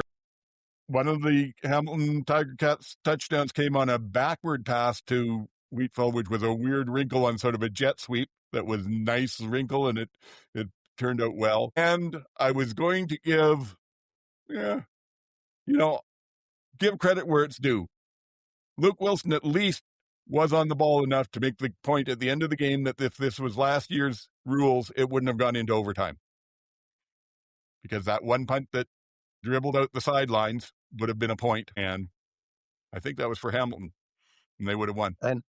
And in the second game, if it was last year's rules, we would have went into overtime. Any other thoughts on that one, or do I jump on to the next one? Just that I listened to a 3 Down Nation podcast with Kenny Lawler, and he talked about how he talked to Wheatfall all off season to try and get him there, and then first game he fumbles in overtime. So yeah, I think he'll be fine, but that just was not a good way to introduce yourself to the fans. We'll go on from there to the next night, where Winnipeg went into Calgary and pulled out a 30-28 win. So first game 30-27, second game 30-28. I was waiting for 30-29 in the Sunday or in the Saturday game, but it never happened. But anyway, this was a nice back and forth game. You saw a lot of good running from both teams in the first half. Condell, surprisingly enough, ran the ball more than I expected him to. And I will say that I did think that it would have been a considerably different game if the Stamps had Hutchings and Flo in there, because they were getting pretty good pressure on Zach at times with just one defensive end with Hicks. If they had stuff like that from the other side, it may have changed things up. But I'll also say that it felt to me like Winnipeg came out with more pop in their step at the start, and it seemed to take Calgary longer to get their feet under them and gather themselves. Once they did, they performed quite well, and they weren't in too big of a hole at that point, but that was my impression anyway. So I'm happy to hear what the two of you thought. Maybe this time we'll start with GT. Yeah, it was, I had predicted Calgary to win the game, but that was before I realized that, both Flo and Hutchings were not going to play, and that Clark Barnes was not going to play. And they made some other decisions that I was surprised at. I'm not sure why they kept all those guys out when they were all healthy and ready to go, apparently. And I know that they are on the bye this week, so maybe it was, let's just give them an extra week and we're give time to get 100% or 110%, as they like to say in sports, ready to go. But that, I think, I agree with you, old man, that changed the flow of the game, pardon the pun. And I certainly think that they, that would have made a difference. And in the second half, as MJ always says, those darn Winnipeg, adjustments at halftime came into effect, and they just adjusted at halftime. And Calgary didn't seem to make the adjustments or wasn't able to keep up with Winnipeg's adjustments. In the third quarter, particularly, it showed Calgary's offense wasn't getting anything going that they had going in the first half. And so that third quarter was basically Winnipeg's game. And then, That drive late in the game was outstanding by from their own basically 2-yard line all the way into the end zone. That was 16 plays or whatever it was. That was an amazing drive. I thought they did some things, and of course, it's always nice when we get a game at McMahon and McMahon Rabbit shows up, and there's always that. And all I could think of course, was run, Rabbit, run. It was fun that way. It had everything else going for it. The crowd could have been better, but it didn't look that bad. And yeah, I thought it was an exciting game, much like the first game. Entertainment value-wise, it was good. Yeah, I would agree. It was certainly exciting with it. And yeah, again, what I said about Alexander, a couple of nice passes made the difference. There were a couple of passes from VA that certainly kept them in the game. He hit Philpott on a 51-yard pass early on in the second quarter, and that set up a TD. And then the 32-yard pass to Brooks later in the game that set up the touchdown. So those were both very basically things of beauty. Looking at that lineup, though, and looking at players that weren't playing, the one player that I am more concerned about, and I didn't think I would be able to say this, but I am concerned about Reggie and where Reggie's going to fit back in when he comes back into play. I think that, they can move Barnes in and out between him and Brissett and Janus and stuff and still be able to have 2 or 3. But I think Brooks may be taking Reggie's spot away. So I think Reggie will get his opportunity to show that he's back or not. But even then, I think I don't know that he's going to be in on every single play throughout the year unless they move things around and Tevin Jones doesn't. Again, I'm just not 100% sold on that guy. And it's going to be interesting to see what they do with receivers in the next couple of weeks. So, any thoughts, MJ? Yeah, I have some. Let's talk the Bombers for a minute. When I look at depth charts and rosters, how you see things, but you don't see things. So as I was picking the Calgary defense in my fantasy, and I picked Calgary to win, I forgot that Vavel, somehow in my mind, I forgot that Vavel was back to return for them. I was like, oh, crap. And then I think we have a huge problem with Serezna and Willie on defense, friends. Because Serezna had 3 sacks. Willie, who you told us could not play anymore, had 2 knockdowns and a sack. And I think that the combo there is a massive problem for any other team this year going forward. Okay, wait, because I've got to defend myself here. I've had a good Christian raising and an 8th grade education. There ain't no need for you to go treating me that way. I did not say Willie couldn't play. I said he was not a premier defensive end anymore. And I still stand by it. No, I would say the stat sheet says he is. I think they are a little wrecking crew, the two of them. What else I have? Brady is slapping his helmet first game, so other teams beware. He's in head slapping mode. I know, as soon as I saw that, I was like, oh, it's lights out for Calgary. It's lights out. Yeah. If he's slapping his helmet, you are done. And they played a lot better than I expected them to. I think they looked better than they did the end of last year. So good job, Winnipeg Blue Bombers. 2 other little comments that are not really game related, but Dusty made a little Alberta joke, which I really enjoyed. His first in Red Deer when it was first and 21. That's a little QE2 joke for you friends. That was appreciated that. And I like the Stamps New jerseys. I know they were quite controversial and there was lots of opinions, but I liked the color. And I like the white stripe on the pants, and I thought they looked good. I don't know. Some people were saying they didn't translate well to store, like for fans, but they looked good on the players. Yeah, I thought that. Well, the white stripe saves the uniform. Otherwise, it would have been too much, as I've said before. But the white stripe saves the uniform at that. I thought, for whatever it's worth, I thought the difference in the game really came down to sort of what you were mentioning, GT, in that third quarter, especially towards the end of it. The first 10 minutes of the third quarter, both teams kind of went away from their running games or had no luck with them. And Winnipeg seemed to scare Calgary off with that, and they stopped going to Mills at all rather than being able to adjust and get him some yardage. But on the other side, Winnipeg late in the third started running the ball. And whatever the differences were, Calgary just wasn't ready for that drive, and it pretty much shredded them and gave Winnipeg the chance to get back in it. Yeah, and then it came down to a kick that sailed just a bit too far. If that kick at the end is 5 yards less than it was, Winnipeg gets the ball at the 5-yard line instead of the 40-yard line, and that's really what it comes down to, right? So for everything else that happened, it's really one play, and it really wasn't even that the ball sailed right into the end zone, and it was dropping down and then just kind of went into the end zone and then out the side. Otherwise, the ball's at the 5 or 10-yard line or 20 even. If they get it that far out, and it's not nearly the same kind. The outcome of the game is probably Calgary wins by 2. It's not like Calgary didn't play well enough to win the game for all of that. I don't think it's a true indication of one team versus the other team necessarily. I think Calgary, without 3-4 starters, if you take Paredes into that, and Rene doesn't have the leg to kick it that far, so we wouldn't have had that situation. So there's that too. We're taking out 4 key guys, and we were there at the end. So I'm not that stressed about the loss, to be honest with you. I mean, it doesn't look great when the other 2 teams in your division won their opener, and maybe their third team does this week. But I'm not that worried about it in the long run. It'll be close enough that we'll manage it. That game could easily have gone either way based on a few plays. You take the scores where you can get them. You never turn down points, but frankly, Calgary probably scored a little too quick on that last drive of theirs. They left Winnipeg, a minute and 2 or 4 seconds left or whatever. If that last touchdown had come 30 seconds left in the game, it might have been a different outcome. Yeah.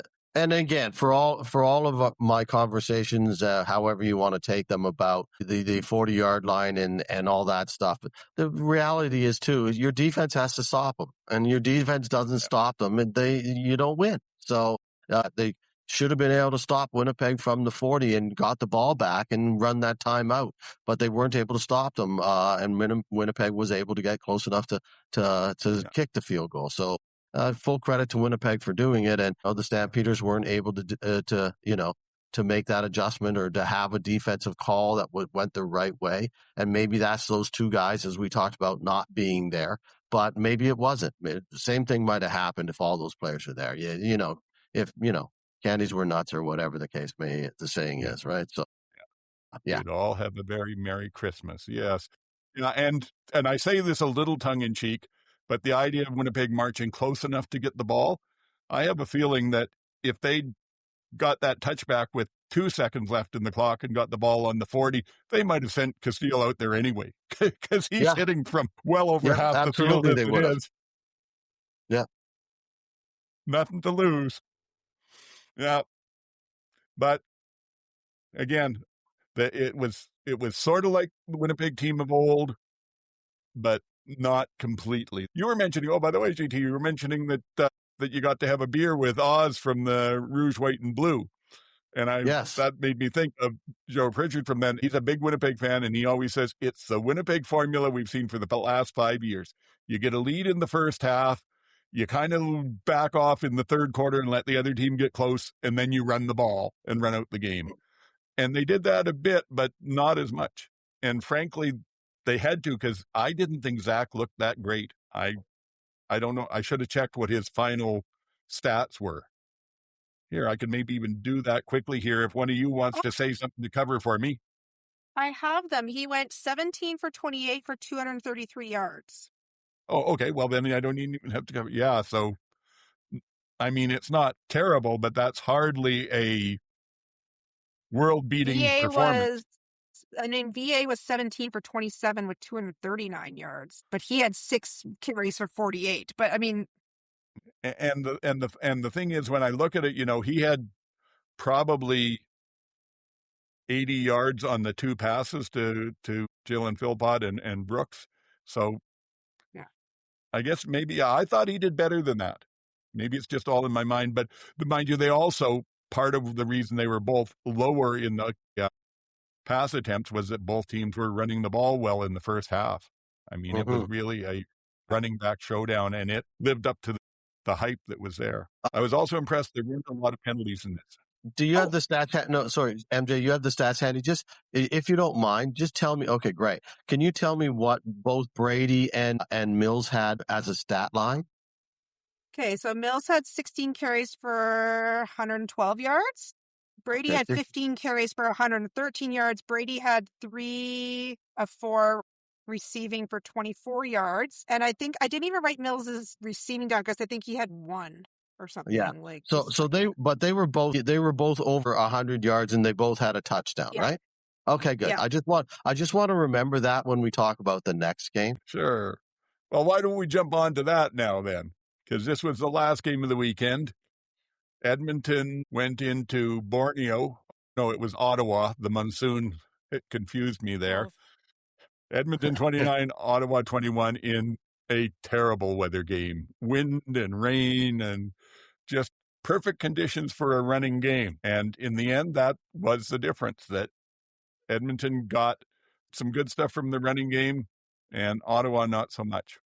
And in fact, really, to me, it looked like Ottawa looked very good in the 3 minutes of the end of the half and the 3 minutes at the end of the game. And other than that, it wasn't terribly impressive for Mr. Dinwiddie's debut. They had, I think, 3 turnovers at bad times, just silly sort of mistakes that are there. Like they had Duggan in on short yardage after a real nice drive where they were in scoring position, just had to pick up the first down and never even touched the snap. It just squirted out and Edmonton recovered it. So this was an ugly game. You got to say that. And you can see both teams do have a ways to go.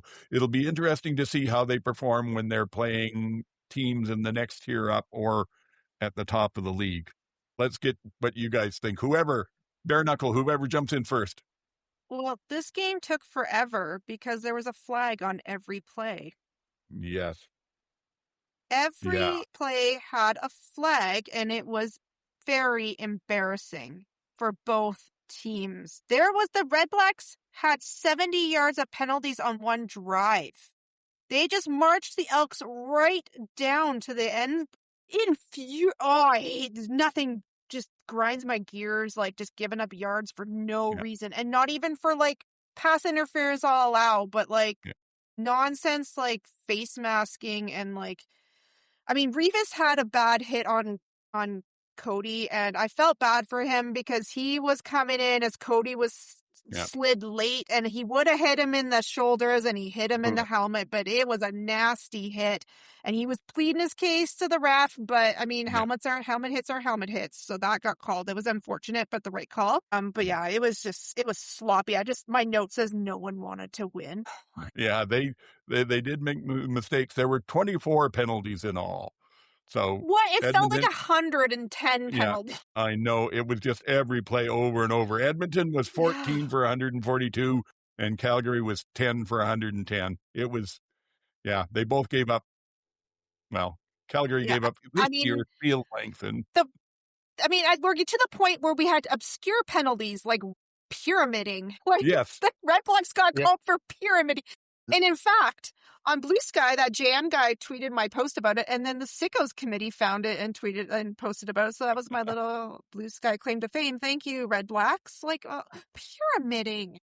Yeah, well, no, that one's been there for a while, and I know, but it doesn't get called, right? Like, no, well, because it doesn't happen that often, and that just shows this was the first game of the season game, right? It was like where all the penalties happened. The weather didn't help, I'm sure, but it just looked like, and as I said to you early on, I was trying to find the skip button on CFL Plus, and every time I did, it was like, I missed the Ottawa thing. That was because it was a 2-and-out. They just kept going, and then it would be the same thing. It was like, oh, did Edmonton not have an offensive play? Oh, yeah, I guess they went 2-and-out. It just didn't seem like there was any flow to that game at all. Other got the kick. He got it. It went through, and they got called for pyramiding. And so that took points off the board, right? took it off And the then board. they got a field Yeah. goal anyways 2 plays later or something. Was that what happened, if I Yeah. remember correctly? So it was redundant anyways. But yeah, it was just it seemed like it was the game of the week that was the first game Oh, of no, the season. sorry. Mather got a field goal, and then he got a time count violation, and that's the one that they got pushed That was back. the other one, yeah. He Yeah, never sorry, that was kicked that the one. 'cause I field was- goal, and it went through, but it never counted. He was like, And that time count "Where's put them Leonard out of Gomez?" they had to punt, and that was a big mistake. Yeah, I'll give you that. Also, the Red Blacks were in shotgun formation when they had like a yard to go all the time. And then there was one that, did you see this? They like fumbled the handoff, like from the shotgun, and it fumbled, and like it was so messy. Yeah. So yeah, and the question that I have, that I don't know if there's what the story is yet, or whether we will know at some point in time, but why wasn't Greg Bella in the game? Like, you paid He's how much injured. money for this guy? Injured? No, he wasn't injured, was he? Injured? Said he was. Okay, because I didn't even think he was on. I didn't think he was on the injury report. No, The decision was made like the night before the game or something. It was just like Dinwiddie just decided again that, no, I'm not playing you. You know, one of those things like power tripping Dinwiddie or something. I wasn't sure. Like, and the whole quarterback thing between that and then when the bell, I was like, wow, they're making some odd decisions. Well, they just said that they placed him on the. They said it was an existing neck injury that became inflamed on Thursday night, rendering him unable to go. Okay. Yeah. Okay. Well, we'll have to accept that then. He wasn't on the injury list at all, and it seemed like he was listed as a healthy scratch, one of the two that you're allowed. Right. But again, that decision, it could have been made earlier in the week too. We don't know. We only found out when the depth charts came out a day before the game. And who knows? I agree with you, GT. Some strange choices there. I think they were in the shotgun on 3rd and 1 as much as they were, because Duggan fumbled that first 3rd and 1 under center, and Dinwiddie just didn't. Oh, yes. Yeah, that was it. Can you imagine being Eugene Lewis and Justin Hardy, and like Mayer's the guy that they're getting to throw balls to you, because Hardy's not even on the stat sheet, and Lewis was 3 for 9. Well, I mean, not even. I wrote down people who had significant yardage. Okay, yeah. Well, he had a touchdown. Like, yeah, but I mean, it was bad. It was bad. And if I was an Ottawa Red Black fan, I'd be furious. But then I was thinking to myself, there's no other quarterbacks available. This is it. Yeah. Well, really? Brown. Well, Brown, but I mean, you have the last two. Who else is available? Nobody. Yeah. I mean, McLeod Bethel Thompson. Maybe Ryan's on the phone with him. I don't know. No.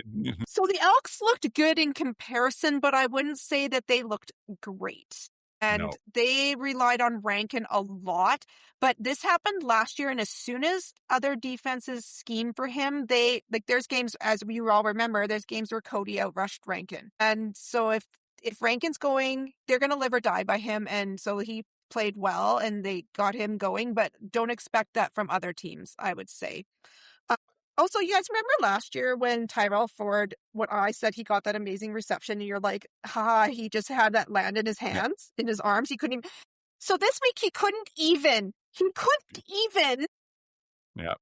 handle a ball that hit him in the numbers. He is bad at football.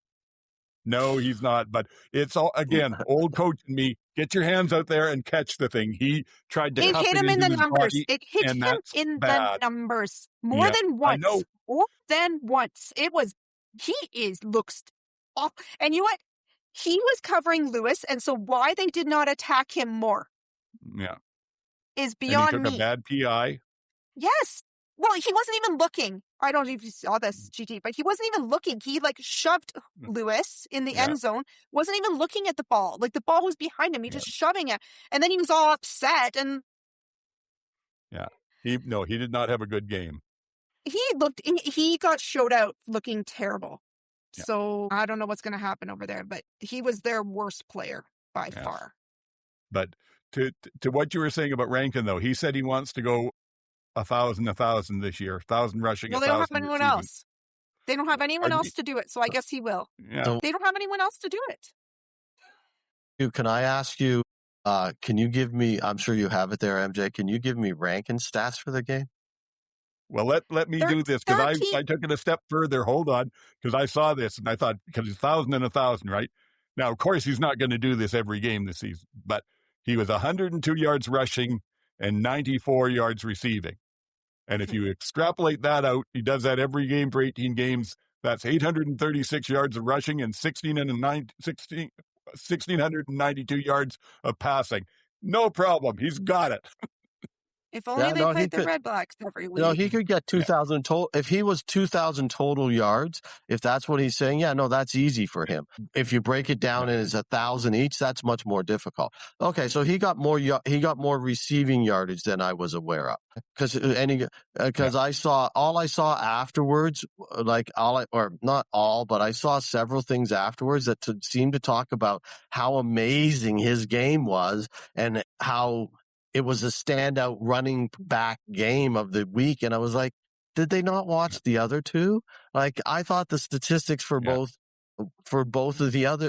Brady and Mills were better than him, and from the little bit that I saw. So I was like, where is this coming from? So if the receptions were there, that's a pretty good game. That's almost 200 yards. That's a pretty darn good game. Total yardage. If that's your only offensive player, you can't keep doing that. No, I agree. They need to find something, Yeah.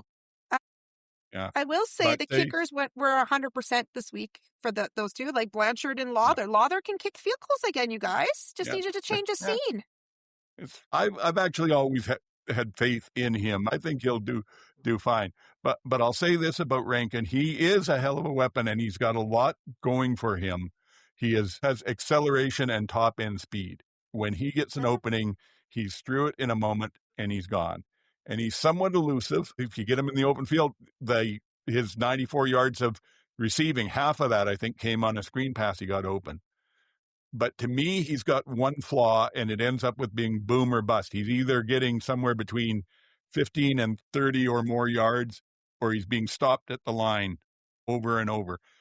I would love to see what kind of a running back he would be if he could get coached by Andrew Harris for a season.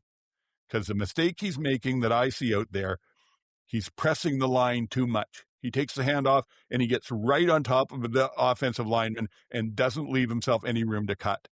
And if you look at what Harris did and what he taught AJ in Saskatchewan to do last year, it's almost right, but they press up not quite there. They're maybe a half foot further back, and it gives them a chance to read and go through the openings. And I think if he could learn that patience to play that way, he would be a premier running back in any sense of the word. But I also know from a coaching point of view, it's hard to break a player of a habit that they've had for as long as he's probably had it. Yeah. No, I think he is a premier running back. I think he's right up there. I think he, if not the most dynamic player in the league, very close to that too. And I take nothing away from him. And the presentation of his statistic and his play versus the other two running backs this particular week, I thought was a little bit off. That's all I'm saying there. That's the reason I wanted to know the actual stats of the three to see how dramatically different they were. I think he's a tremendous player. I really do. Playing Edmonton, previously you always had to have a spy when Trey Ford was at quarterback. You had to have a linebacker that was spying him every single play, and that's all you did. With one linebacker, his job was to do nothing but spy Trey Ford. Well, you don't have to worry about that so much with Cody, but I would have a guy that did nothing but spy Rankin, and that's how you stop him. Is like it's just you can't allow him to get loose, and you can't allow him to have that opportunity to catch a screen pass in the flat and get 40 or 50 yards. You've got to have a guy whose job is nothing but spying him every single play. I don't want anyone to think I'm disrespecting Rankin. I'm not. I'm very impressed with a lot of the stuff he's doing. What I'm saying is that if he learned that how to do that press and patience a little bit better, the number of carries he gets that goes for 0 or minus 1 or 2 yards would turn into carries that were 4 to 8 yards. And if he could get that consistency in the game, it'd be a lot better.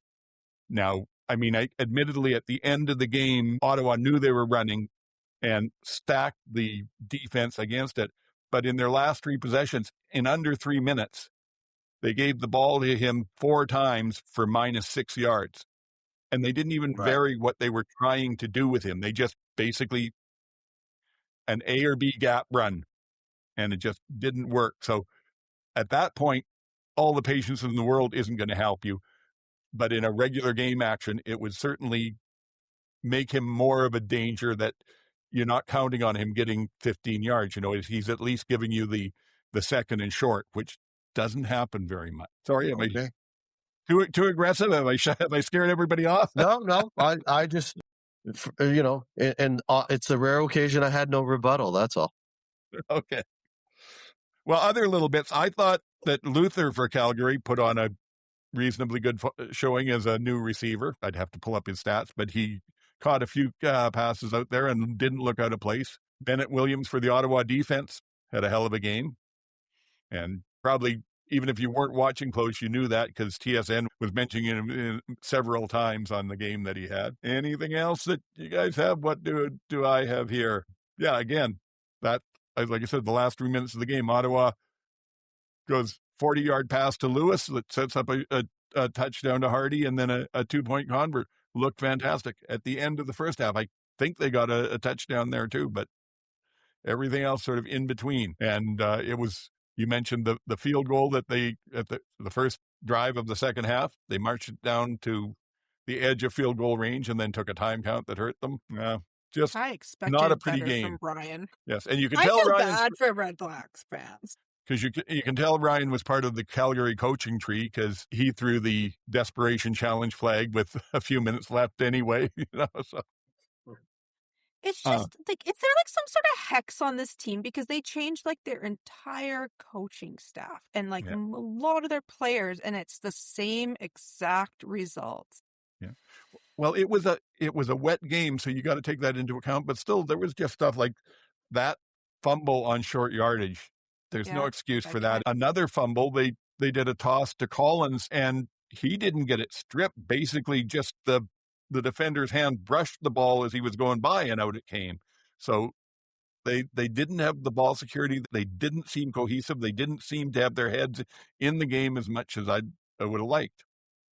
They're lucky forward cannot catch balls. We all kind of thought Ottawa would have some trouble like Edmonton did last year, just with the amount of changes, including the amount of coaching staff changes. It's going to take some time. So I'm not that surprised. I'm a little surprised that Edmonton didn't win by more. Even the way I watched the game, I thought the game was over. And I was surprised at what the final score was because it seemed like both teams scored a bunch of points after I turned the game off. But because I think it was 20-10 or something when I turned it off, and I was like, yeah, it's done. I don't know. I just thought Edmonton should have won by more points than that, given that Ottawa was the way that they were going into the game. So I'm like you, MJ. I'm not sure that Edmonton we'll wait and see. Give them a couple weeks to see whether they are going to be good enough yet. Anyways, I'm not surprised Ottawa lost. I'm not surprised that they're still making mistakes. I'm not surprised that they're going to go through these growing pains. It's going to be maybe even as 8 to 10 games in before, like Edmonton was last year, before all of a sudden you'll see it semi-gel, if at all. And I'm not impressed with their quarterbacking, but I've never been impressed with Jake Mayer. So that's another issue with that entirely. So yes, well, I thought Edmonton's problem was lack of finish. Too many field goals. I mean, I don't have do you have the count there of field goals? 5 field goals for the Elks. Yeah. I blame this on weather, though. This was 2 touchdowns. When it's pouring rain, I expect it to be a run game and field goals. But they moved the ball fairly well up to field goal range. They weren't getting down to the 10 or the 15 where your area of play is all bunched up. They were getting stopped, from what I'm remembering, around the 25 or 30, where you still got lots of room to operate, but they just couldn't seem to put them away. Still didn't seem to have the killer instinct in there. It's nice, though, that they finally have a kicker that they can rely on, because if this was a couple years ago, they would not have won this game, because none of their kickers would have kicked 5 for 5. Yeah. Yes. Yeah, that's true. They have found something, finally. Yeah, took Blanchard a couple years, like this is his second or third year in, so he's finally settled down. You know my memory, how bad it is, but I think it's his second full year on the roster, and he was on the practice squad and maybe got into a couple of games 2 years ago. Yeah. Late in the season, I think he might have come in some. But don't quote me on that. That could be just pure fantasy coming out of my brain anyways. I saw that Dean Faithful is playing in Paris now. Oh my. Yeah. Well, hey. And Boris Beattie, they're both in Europe playing football. Makes sense. There's been Good for a them. few articles about U Sports people that have gone over there to play. Good job, becoming kickers. somewhat bigger. It's still not fantastic, but it's getting some more attention. Hey man, if I go was living in Europe and getting paid to kick balls, like great, sign me up. Yeah. Okay. Well, we're pushing 2 hours here. I'm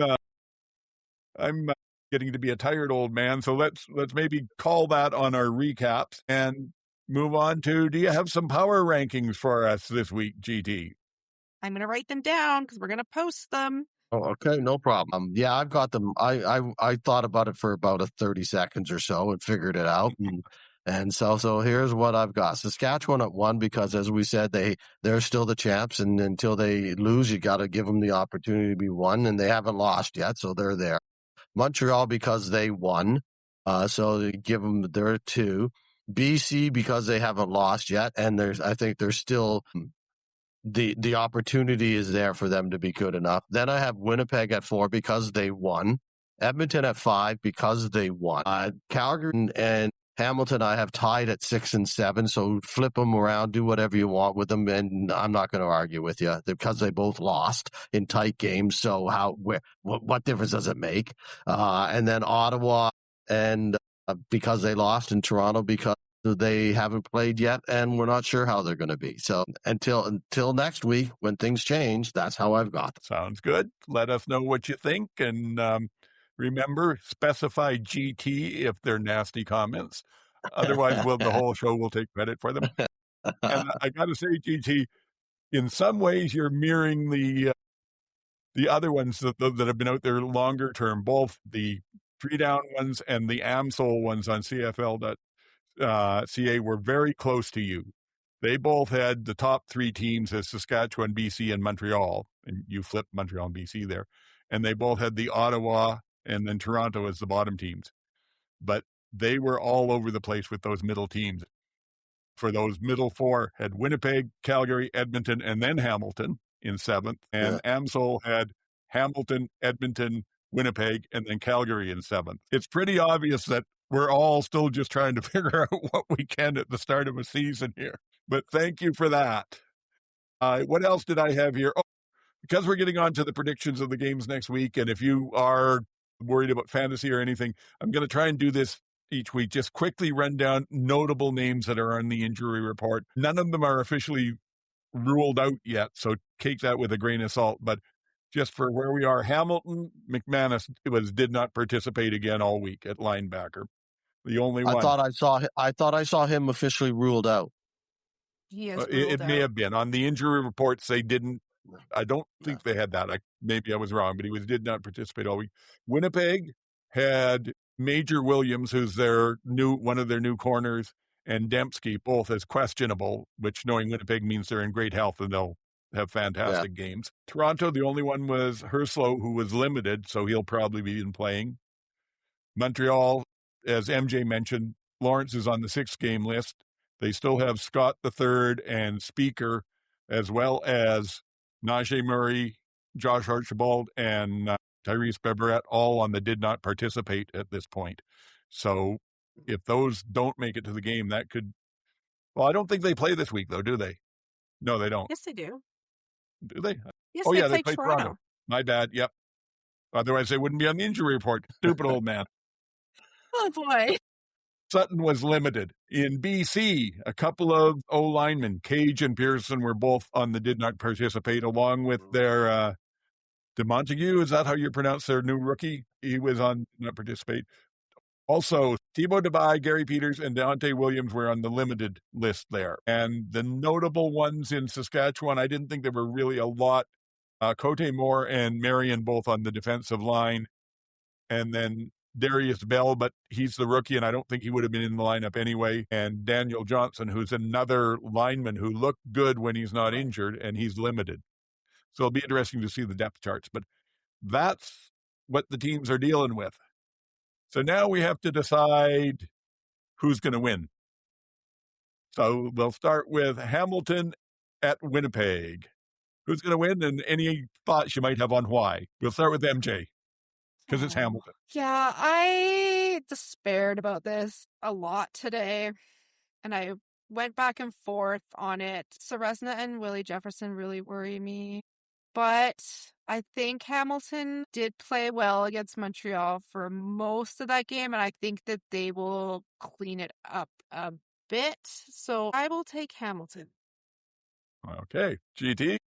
My inclination is to go Hamilton, but I know. it's at home. It's in Winnipeg. Yeah, I'm gonna go with the Bombers. Yeah, that's sound. And I'm somewhat the same. The Bombers look good enough to make me to think that at home they might be able to take out Hamilton. If it's not a close game, if it's a wide margin for either team, it'll make it much harder to sort of figure out what's going on. But I'm going to go with Winnipeg in the end. This is going to be, I don't know. I'm very wary of my pick. Well, maybe I should have said this at the start. Take our picks with a grain of salt here, because the show went 1-2 in our picks last week. And as we talked about earlier in the off season, this year is going to be so close, and I think a lot of people feel the same way. It's going to be so much parity, and it's going to be so close. Like stuff that you thought was going to happen, like Winnipeg not being up to snuff, is maybe not as obvious as it was. And all of a sudden you're like, okay, now that you've seen them play, now you get a different idea. So yeah, Edmonton being really good, and maybe they're not quite as good as we thought they were going to be to start the season. Now that we've seen them play every week, we won't know until what's good next week is going to be like until we see this week. Even Saskatchewan at this point in time, we don't know how they're going to turn out until we see them play. Right. So I think that's why I'm leaning towards Winnipeg, because I honestly I wouldn't have said Winnipeg 2 weeks ago. I wouldn't have picked this on my prediction this week. I would have taken Hamilton for sure, but now I'm not so sure. And home field advantage means something in Winnipeg. So that's the reason I'm giving it to the Bombers. Not that I don't think it could be another overtime. It could be another, field goal kind of game that close. But I just think I'm now taking the Bombers when 2 weeks ago I wouldn't have taken them. Ditto. Yeah. I agree. And also, not for nothing, but just to point out that was how the show did with our 1-2. Your host and panelists here, 2 people went 1-2 and one went 2-1. I won't bother mentioning who might have been the 2-1, because that would just be snide. I knew Montreal was going to win. That's why I said at the start of that game, never in doubt. All right. So moving on, GT, you get to go first on Toronto at Montreal. That's a lot of people on that list that you just ran off. The longest of all the lists that you just rambled off on injury lists was Montreal. I don't know. I'm going to take Montreal. I am going to take Montreal. It's at home. They've won. Davis likes to play into the crowd. I'll take Montreal. I will take Montreal. And I'll jump in second here, just so we keep kind of a fair rotation. And I'm kind of like you. These are the games I would honestly not be surprised to see Toronto come in and win by like 15 points. But I'm going to go with the fact that a bunch of those guys that did not participate, it's still only Tuesday. They don't play till Friday.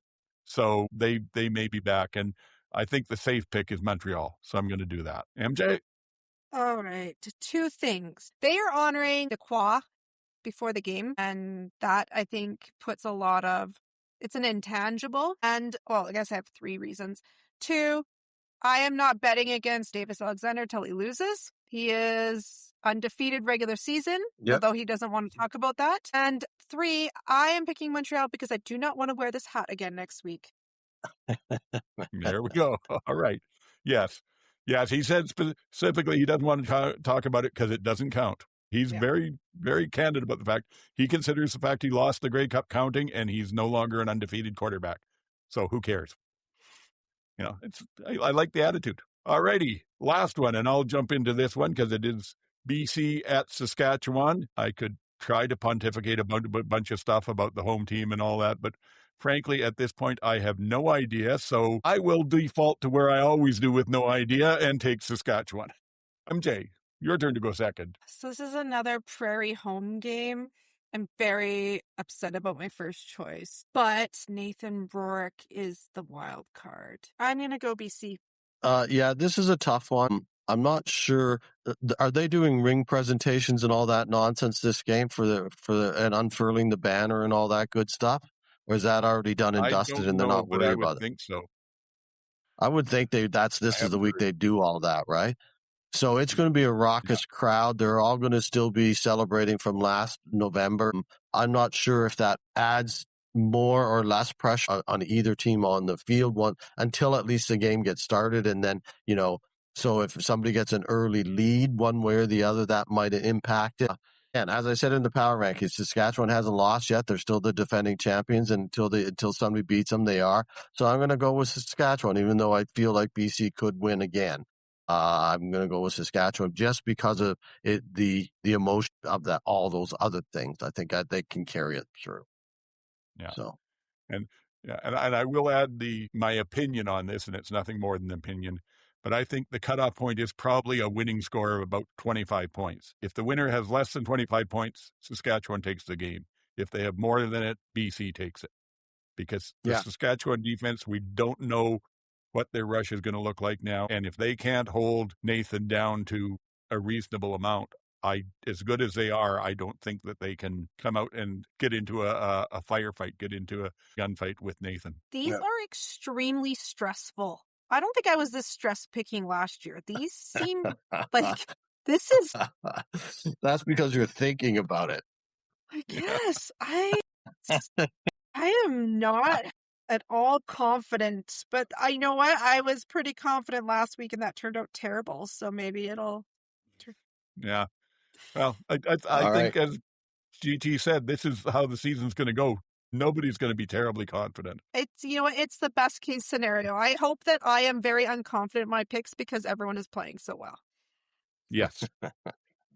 Well, I think that's about it. Oh, look at this. We'll see what I edited it down to, but we're going to be around 2 hours, so too late to tell all of this viewers and listeners, but strap in.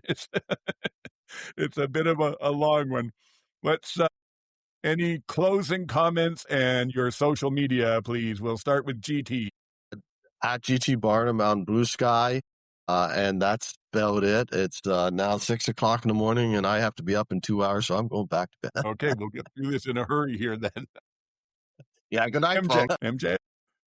Yes, I don't know. You can find me second-guessing everything about what I think about football over on Blue Sky at Sports and Plants. You can find much more cohesive thoughts on our Instagram account. All right. Well, I won't promise that I post cohesive thoughts on any of our accounts, but you can find me as oldman-sac at bluesky.social on Blue Sky. It's about the only place you'll find me directly, but feel free. I'm also running most of the other accounts. MJ does Threads and Instagram, but everything else I'm kind of doing, so you can look for us at the CFL Outsiders and Blue Sky and Gander and so 2 Canadian ones and a growing bigger one. We don't do Facebook, but other than that, we are on X and Instagram and Threads. I think it's that same handle for all of us.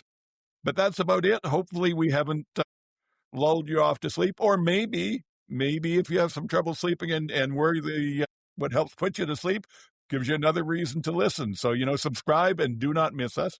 Toss a like our way when you're feeling in a great mood. Like doesn't necessarily mean you liked it. It just means, hey, I'll help. Anyway, I think that's about it. So I'm going to say good night, GT. And for GT and MJ, this is Old Man saying, until next week, get the hell off my lawn.